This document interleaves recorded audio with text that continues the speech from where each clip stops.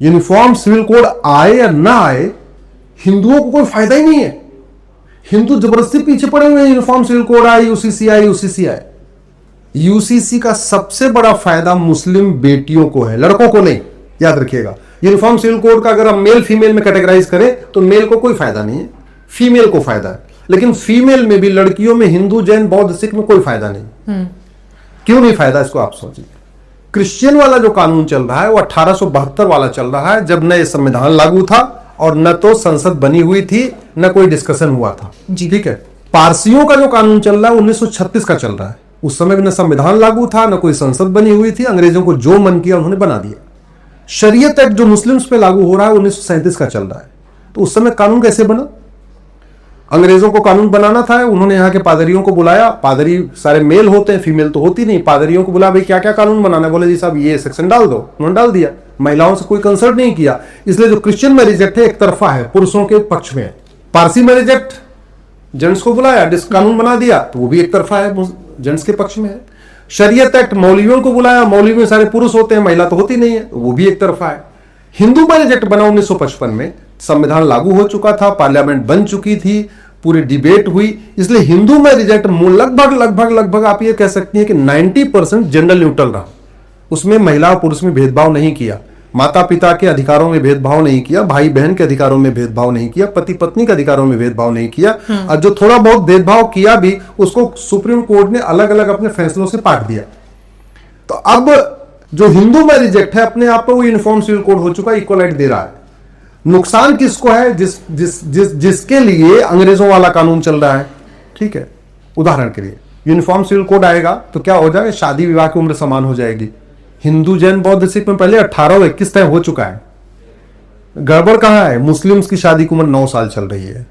जो personal law के हिसाब से पीरियड आ जाए या 9 साल पूरा हो जाए, जो पहले आ जाए वो शादी की उम्र है। ठीक है। तो यूनिफॉर्म सिविल कोड आएगा, शादी विवाह की उम्र समान होगी, तो फायदा क्या हुआ? मुस्लिम बेटियों को होगा, कम से कम वो भी कम से कम 12वीं तक पढ़ लेंगे।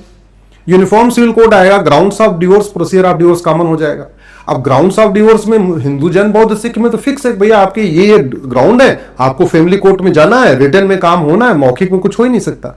3 तलाक भले खत्म हो गया, तलाके हसन आज भी चल रहा है, तलाके हसन आज भी चल रहा है, तलाके बाइन आज भी चल रहा है, तलाके किनाया आज भी चल रहा है, और वो केस में सुप्रीम कोर्ट में लड़ रहा हूं।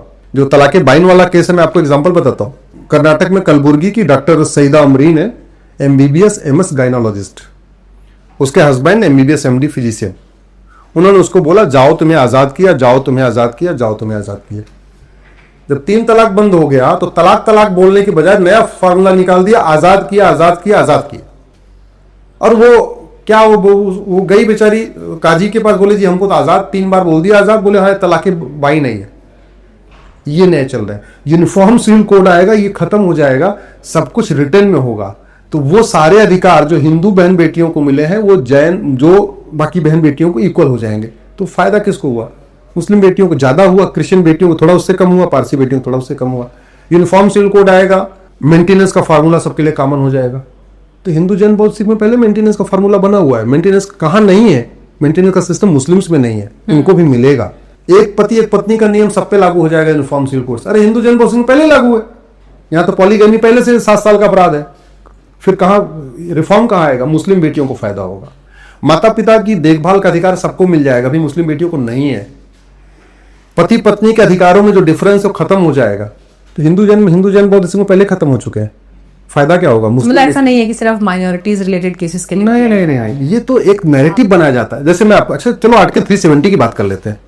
वक्फ के लिए भी गए ना आपको। हाँ। आर्टिकल 370 खत्म हुआ।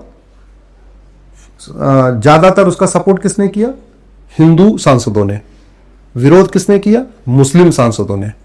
आर्टिकल 370 का फायदा किसको, आप बताइए? आर्टिकल 370 का फायदा है कश्मीर के लोगों को, जम्मू के लोगों को भी नहीं, कश्मीर के लोगों को। और कश्मीर में 98% कौन है, आप बताइए? कश्मीर 98% कौन है? मुस्लिम है। तो आर्टिकल 370 खत्म होने का फायदा किसको हुआ? मुस्लिम्स को हुआ।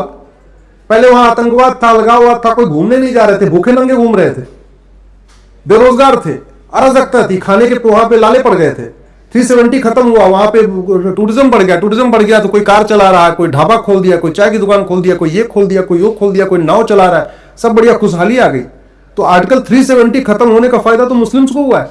और मैं 370 खत्म होने के बाद 3 तलाक खत्म होने का फायदा किसको हुआ? नहीं, मैं 370 खत्म होने के बाद मैं कश्मीर गई और कश्मीर में श्रीनगर में इनफैक्ट मैं त्राल तक गई, अनंतनाग एरिया मैंने पूरा घूमा और मैंने वहां पर जितने लोगों से बात की मैंने खुद भी देखा क्लियर कट वहां के लोग कहते हैं कि 370 से पहले भी ऐसे ही था, अभी भी ऐसा ही है। कोई ऐसा नहीं है कि कोई बहुत मेजर कुछ चेंजेस आया हो। हाँ, गवर्नमेंट के फिगर्स हो सकते हैं कि हमारे पास इतना इन्वेस्टमेंट आया है या हमने G20 ऑर्गेनाइज किया है, ये जो बड़े एक चीजें वहां पर घटित हुई हैं उन्होंने इस बातों का जिक्र किया। लेकिन हाँ, उसमें नैरेटिव बिल्डिंग पर मेरा ये सवाल है, 370 के फैसले से पहले की नैरेटिव बिल्डिंग क्या थी? अरे अब तो अगर दिल्ली में आपने प्लॉट ले रखा है तो अब एक प्लॉट आप श्रीनगर में ले सकते हैं, एक आप गुलमर्ग में ले सकते हैं। ऐसा तो कुछ हुआ नहीं। या ठीक है, अगर आपको वहां कुछ खोलना है तो आप ये कर लेंगे, वो कर लेंगे। मतलब इस तरह की बातें उस वक्त नैरेटिव में थी। तो ये जो नैरेटिव बिल्डिंग है सरकार की तरफ से ये दिखाई देता है कि जब भी कोई बड़ा फैसला होना होता है, चाहे वो 370 है, चाहे वो ट्रिपल तलाक है, चाहे वो राम मंदिर बनना है, चाहे अब ये वक्फ का मामला है, जो भी मामला है, उससे पहले ये नैरेटिव बिल्डिंग होती है जिसमें बताया जाता है ये हो जाएगा, वो हो जाएगा, ऐसा हो जाएगा, वैसा हो जाएगा। फैसला ले लेते हैं, कानून इंप्लीमेंट हो जाता है पिक्चर में, लेकिन बहुत ज्यादा बदलाव तो दिखता नहीं है सर, ये फैक्ट है। नहीं बहुत नहीं, आपने अच्छा कहा। 3 तलाक का हिंदुओं को क्या फायदा? 3 तलाक चलता रहे तो क्या फर्क पड़ता है? मुताम मिसियार चलता रहे तो हिंदुओं को क्या फर्क पड़ता है? तहरुष चलता रहे हिंदुओं को क्या फर्क पड़ता है? तलाक हसन, तलाक बाइन, तलाक किनारे चलता रहे हिंदुओं को क्या फर्क पड़ता है? हाँ, ये सब खत्म होगा तो मुस्लिम्स को के जीवन में फायदा होगा, थोड़ा उनको सिक्योरिटी। ऐसा नहीं 3 तलाक कानून बनने के बाद 3 तलाक एकदम बंद हो गया, लोग दे रहे हैं, लेकिन कम से कम एक मन में खौफ तो पैदा हो गया कि अपराध मैं होने। इसको रिफ्रेज कर देती हूँ। अब जैसे मुस्लिम पक्ष अभी ये कह रहा है कि वक्फ का जो कानून जिस तरह से आप लेकर आए, पहली बात तो उनका ये कहना है हमारी सुनी नहीं गई।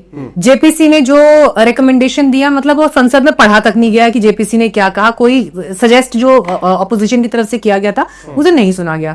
दूसरी बड़ी बात ये उनका ये कहना है कि जब सिख कम्युनिटी के जो ट्रस्ट हैं, जो उनके धार्मिक ट्रस्ट हैं या प्रबंधक कमेटियां हैं, जब उनमें कोई गैर सिख नहीं है तो आप हमारे वक्फ वाले मैनेजमेंट में एक गैर मुस्लिम को लेकर आ रहे हैं। जब ये किसी दूसरे समुदाय में एक्सेप्टेड नहीं है तो हमारे यहाँ पर क्यों इसको इंप्लीमेंट किया जा रहा है?